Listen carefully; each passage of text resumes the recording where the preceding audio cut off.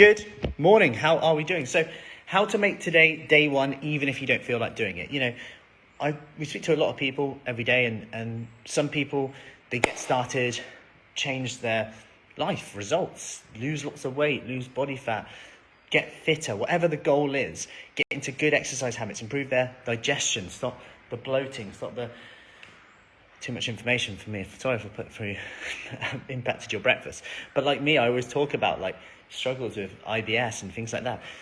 Come in and we know this can change people's confidence point of view. Getting up and down, like, you know, doing things. Their other half say, "Wow, I never knew you could do that anymore." As they lift something in the garden that they haven't lifted for years, and they've always asked their other half.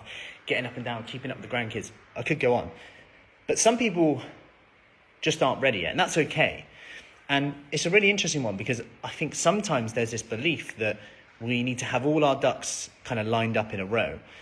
And I say this because they never will be. There will always be missing a duck. There will always be a duck we could have in line before we start. And sometimes it's because we're in this all or nothing space where we almost think it needs to be perfect. That monkey on your shoulder will tell you, like, you know, you're not doing it, you can't do it properly, so there's no point.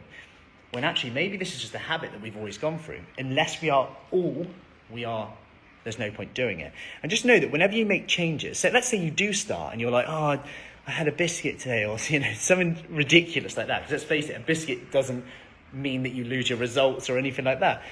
Because maybe you said, "Yeah, I need to cut out snacking," all of these things. We then go down a route of going, "Oh, I'm rubbish." But actually, it's because we're hyper-vigilant. Sometimes you're hyper-vigilant to these setbacks when you are making new changes, okay?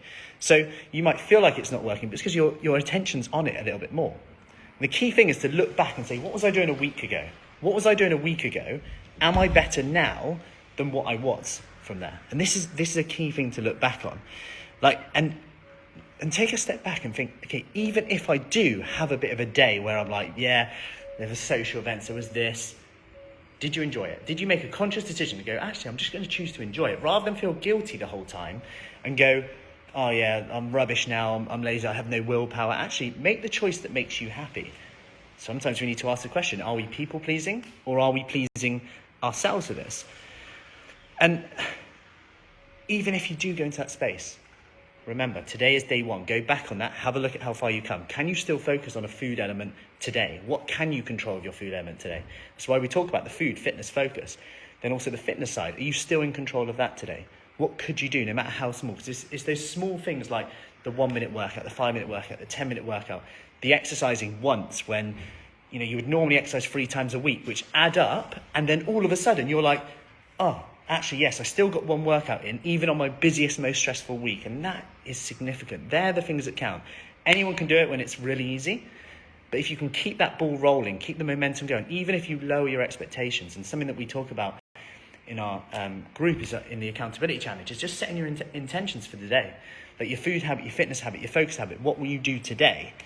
Because every day is day one. It doesn't matter what happened yesterday. And the quicker you get into that mindset, the shorter the gap between messing up, if you like, and going off plan to back to it, the better your results are going to be. Because all of a sudden that becomes on the plan.